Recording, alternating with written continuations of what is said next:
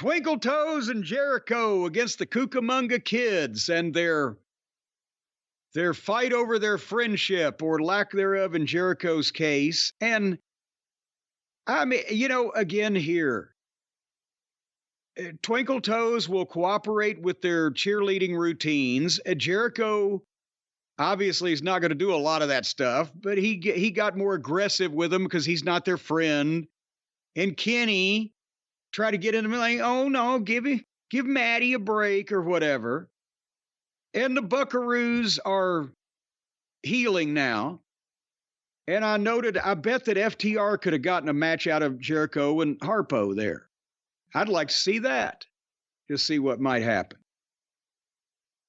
Olivier makes a couple of his awkward herky-jerky comebacks and flipped around a little bit and cold tagged Jericho, and he made a blasé comeback. When he lion-salted both guys, he may have landed awkwardly on somebody. I took notes of a few things that happened, but this was just, not only the crowd was burnt, but this is kind of dreary. I don't really obviously ever watch Buckaroos matches, but I don't know what to tell you. You watch some of these people more often than I do. Was this a standard example of what they do? In some ways, yes. In some ways, no. I like Omega, obviously, a little bit more than the rest of these people in the match in terms of in the ring, and Jericho with the right opponent and the right situation. There's something there. The problem is, all the complaints that were leveled at you a few years back by the Young Bucks and their friends and people who wanted to be friends with them, that the business had moved past you. The business had moved on. They were the cutting edge. You weren't cool with them. You weren't into them. You were out of touch. It does seem now like the whole business has kind of moved on and the Bucks are still where they were 5 years ago. Doesn't it? There's been no evolution other than the changing color of the thinning hair. There's been no evolution in the Bucks. And the crowd reactions are less and less. They were really bad here because they followed that Swerve Hangman match. I think no matter where this was on the card, you were going to get those reactions. Kenny Omega's a main eventer. Kenny Omega's been presented as a main eventer. Adam Page still gets booed, but he's in a high-profile thing with Swerve.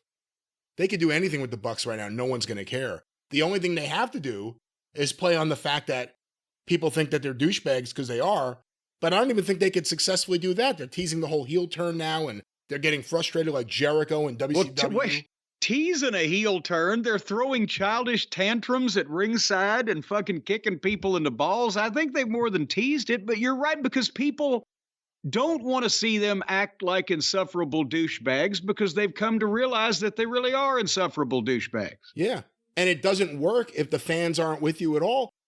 The Young Bucks lose viewers for their segments. The Young Bucks merch, which was a big thing years ago, doesn't sell. The Young Bucks themselves aren't a draw. So you have a team that makes more money than any other tag team, and their booking, which they have a large hand in, has been atrocious for years, and now they're dead.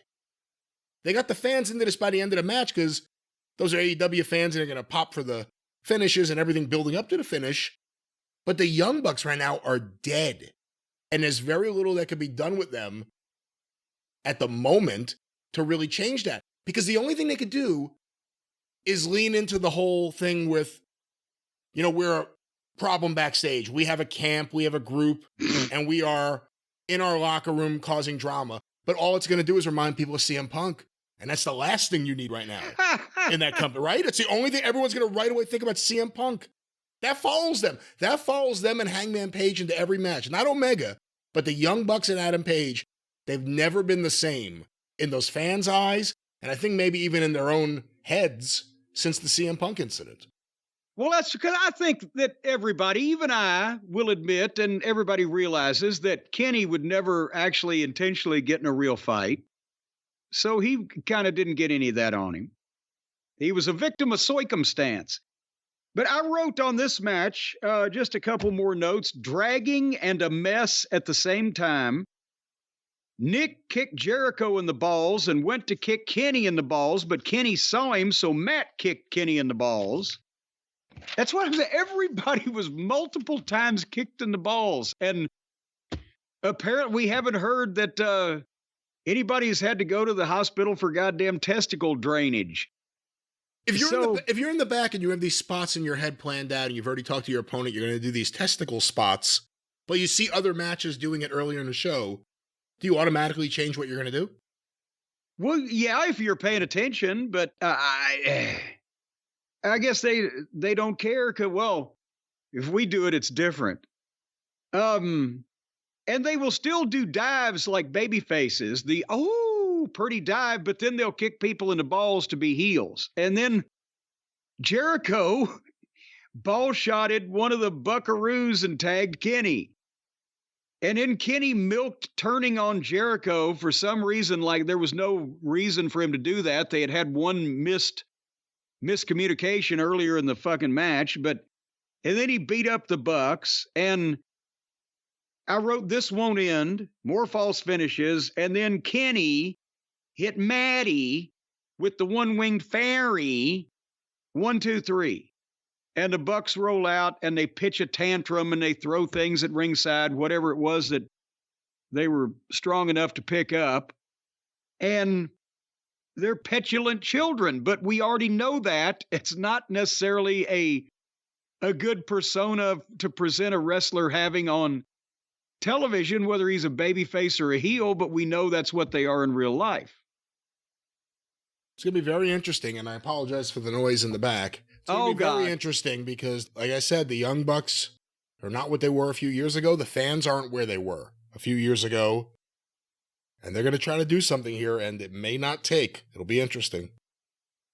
Well, if maybe they could start doing this, the old deal where they stand up and turn their back on the fucking heel. Maybe if the Bucks came out, if everybody in the arena, all 1,742 of them, were to just stand up and turn their backs, that would be a great atmosphere for them to wrestle in. Well, they've kind of done that. Instead of standing and showing their backs, they've dressed as chairs for most of the shows. And some people are coming as remote controls.